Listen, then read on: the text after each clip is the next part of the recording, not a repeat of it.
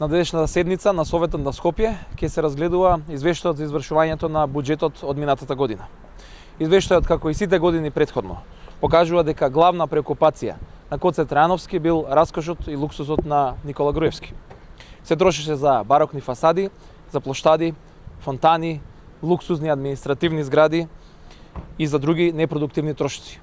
Коце Трајановски во исто време немаше пари за мерки за намалување на загадувањето на воздухот.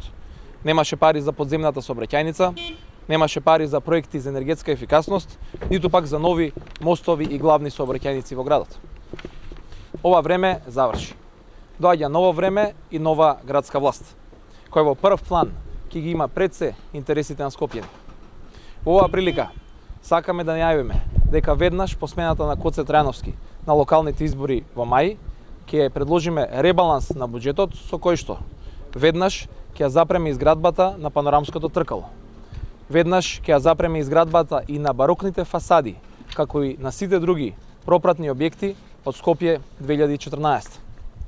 Парите на граѓаните на Скопје ќе се пренасочат за нови мерки за намалување на загадувањето на воздухот, за подземната сообраќајница, за нови средни училишта, за нови мостови, за нови сообраќајници, за нови проекти кои што се од најголемо значење за граѓаните на Скопје.